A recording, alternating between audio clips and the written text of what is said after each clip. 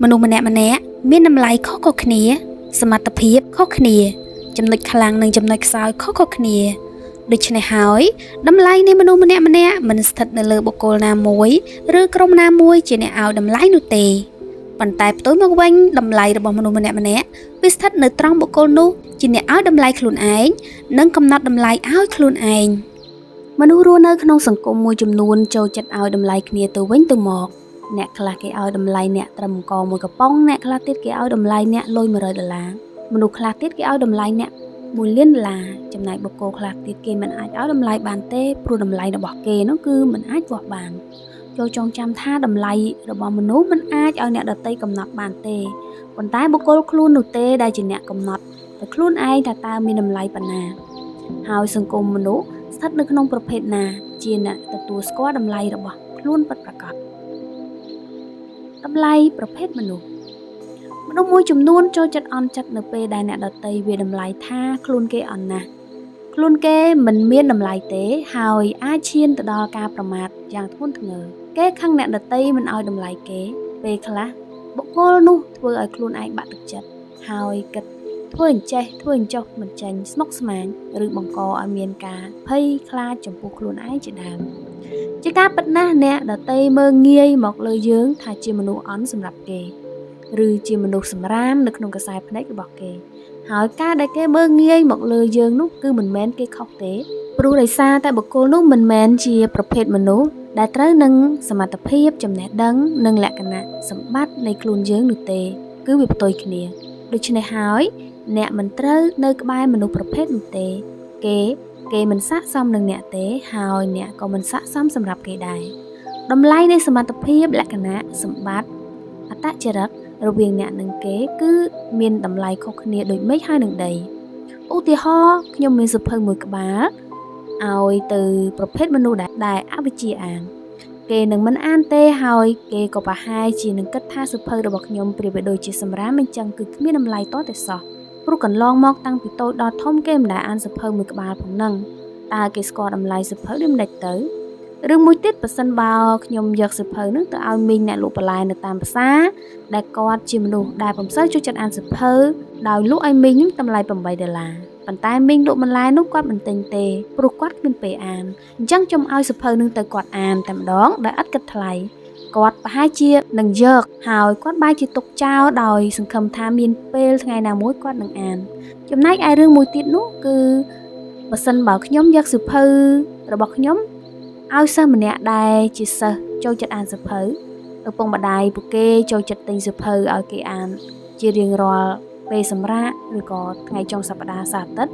ពេលនោះយើងគ្រាន់តែនិយាយថាសៀវភៅនេះគឺបញ្យល់អំពីតម្លៃរបស់មនុស្សសិស្សម្នាក់នោះគេនឹងទិញភ្លាមហើយគេក៏អរគុណមកយើង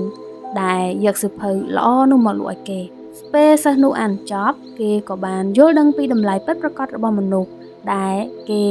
មិនធ្លាប់បានដឹងពីមុនមកគេនឹងផ្ញើសារអរគុណដល់អ្នកនិពន្ធយ៉ាងខ្លាំងដោយពាក្យពេចន៍រំភើបសប្បាយរីករាយអត្ថន័យនេះខ្ញុំចង់ប្រាប់អ្នកថាបើមានបុគ្គលណាម្នាក់មិនឲ្យតម្លៃអ្នកចូលកុំស្អប់គេកុំគន់នឹងគេព្រោះតម្លៃរបស់អ្នកមិនត្រូវចំប្រភេទមនុស្សទេតែផ្ទុយមកវិញអ្នកត្រូវតែស្វែងរកមនុស្សដែលយល់ពីតម្លៃរបស់អ្នកពិតប្រាកដជាប្រភេទមនុស្សដែលស៊ីសង្វាក់នឹងអ្នកដូចជាបទភ្លេងនិងអ្នកចម្រៀងអញ្ចឹងគុណតម្លៃតួឯកនិយមនិងដកនិយមអ្នកគិតថាមនុស្សជុំវិញអ្នកសិតតែមិនឲ្យតម្លៃអ្នកពួកគេស្អប់អ្នកហើយរាល់ពេលដែលអ្នកមានគំនិតពួកគេសិតតែជំទាស់គំនិតនិងយោបល់របស់អ្នកហើយពួកគេផ្ដល់នូវយោបល់អាត្មានិយមដល់អ្នកដែលគិតថាយោបល់នោះអន់ណាស់ដែលធ្វើឲ្យចិត្តរបស់អ្នកខឹងស្អប់ក្តៅក្រហាយនឹងក្រុមនោះយ៉ាងខ្លាំងក្នុងរយៈពេលយូរទៅអ្នកក៏មានចិត្តចង់ចាកចេញពីមនុស្សក្រុមនោះចង់ទៅរកកន្លែងផ្សេងដែលគេឲ្យតម្លៃអ្នកដែលគេគោរពអ្នកចាកចេញពីក្រុមកម្រិត A ទៅនៅក្បែរក្រុមកម្រិត Z ហើយក្រុមកម្រិត Z គឺគេស្របតាមអ្នកមិនប្រឆាំងនឹងអ្នកទេតែមានថ្ងៃមួយក្រុមកម្រិត Z ត្រូវប្រកួតក្បាច់គុណជាមួយនឹងក្រុមកម្រិត D ដែលសិតតែជាអ្នកប្រយុទ្ធកំពូលជើងឯកពេលនោះម្នាក់ក្នុងក្រុមកម្រិត Z មានការភ័យខ្លាចជាខ្លាំងនៅក្នុងការប្រយុទ្ធជាមួយនឹងក្រុមកម្រិត D ហើយមនុស្សជាច្រើនពឹងទៅលើអ្នកដើម្បីជួយដោះស្រាយដូច្នេះហើយអ្នកក៏សម្រេចចិត្តលើខ្លួនឯងអ្នកគិតថាវិធីដោះស្រាយរបស់អ្នកពិតជាយកឈ្នះក្បាច់គុណក្រុមកម្រិត D ជាក់ជាពំខានតែនៅពេលដែលប្រកួតនៅក្នុងហ្វូងមហាជនក្រុមកម្រិត Z របស់អ្នកត្រូវបានក្រុមកម្រិត D ទាត់ធ្លាក់ពីលើសាយវានប្រយុទ្ធយ៉ាងអាម៉ាស់មុខតាមពិតទៅអ្នកគឺជាកូនឥន្ទ្រីដែលមានចិត្តដកនិយមជារកតួឯកដែលទៅតែញាស់ចេញពីសម្បុកហ្វូងឥន្ទ្រីអ្នកគិតថាសិស្សច្បងរបស់អ្នកនិងលោកគ្រូអ្នកគ្រូក្នុងហ្វូងឥន្ទ្រីមានចិត្តអាត្មានិយមជាមួយនឹងអ្នកមិនឲ្យតម្លៃអ្នករួចក៏អ្នកក៏មានចិត្តដកនិយមក៏សម្រេចចិត្តស្វែងរកនៅក្រុមសត្វដែលឲ្យតម្លៃអ្នកក៏ត្រូវតែរស់នៅជាមួយនឹងហ្វូងសត្វមន់កសិកម្មដែលគេឲ្យតម្លៃអ្នកគោរពអ្នកយ៉ាងខ្លាំងនិងសរសើរអ្នកដែលធ្វើការសម្រេចចិត្តត្រូវតែដល់ពេលជួបបញ្ហាលំបាកអ្នកក៏ត្រូវបរាជ័យយ៉ាងអាម៉ាស់មុខពេលនោះហើយការពិតត្រូវតែបង្ហាញថាអ្នកគឺជាសត្វឥន្ទ្រីដែលមានចិត្តដកនិយមលើខ្លួនឯងយ៉ាងពិតប្រាកដហើយអ្នកក៏ត្រូវមានចិត្តស្ដាយក្រោយចំពោះហ្វូងសត្វឥន្ទ្រីដែលត្រូវជារៀមច្បងរបស់អ្នកតាមពិតពួកគេសិតតែជាអ្នកខ្លាំងពិតប្រាកដមិនមែនអ្នកទេនេះហើយគឺជាមេរៀនគុណតម្លៃនៃចិត្តអាត្មានិយមរបស់អ្នកដែលមានជំងឺតួឯកនិយមអ្នកមិនចូលចិត្តអ្នកដទៃពួកគេមានកម្រិតសមត្ថភាពខ្ពស់ជាងអ្នកហើយបើទោះបីជាពួកគេមានសមត្ថភាពប្រហាក់ប្រហែលនឹងអ្នកក៏អ្នកនៅតែមានការគិតថាគេមានសមត្ថភាពខ្ពស់ជាងអ្នកដែរដូច្នេះចូលធ្វើខ្លួនឯងជាមនុស្សដែលឲ្យតម្លៃគ្នាទៅវិញទៅមកព្រោះមនុស្សនៅក្នុងសង្គមមិនអាចរស់នៅតែម្នាក់ឯងបាននោះទេគុណតម្លៃនៃភាពអាត្មានិយមបើយើងក្រឡេកមើលអ្នកបណ្ដុះបណ្ដាលជាច្រើនឬក៏អ្នកដែលមានចំណេះដឹងជាអ្នកដឹកនាំមួយចំនួនពួកគេតែងតែបង្រៀនមនុស្សឲ្យគោរពខ្លួនឯងជាធំដោយមិនខ្វល់ខ្វាយអំពីគុណតម្លៃរបស់អ្នកដទៃនោះទេទ្រឹស្ដីមនុស្សជាច្រើនគេតែងតែលើកតម្កើងខ្លួនឯងគេតែងតែចាត់ទុកខ្លួនឯងជាស្ដេចដែលមានឥទ្ធិពលខ្លាំងនៅក្នុងពិភពលោកហើយគេមិនខ្វល់ពីនរណានោះទេចង់នរណាធ្វើអីក៏ធ្វើទៅកុំឲ្យតែប៉ះពាល់ដល់គេសង្គមមនុស្សទាំងនោះចូលចិត្តបង្រៀនមនុស្សឲ្យអាត្មានិយមណាស់ពួកគេបង្រៀនថាបើនរណាមិនឲ្យតម្លៃយើងត្រូវតែឲ្យតម្លៃខ្លួនឯងបើនរណាមិនស្រឡាញ់យើងត្រូវតែស្រឡាញ់ខ្លួនឯង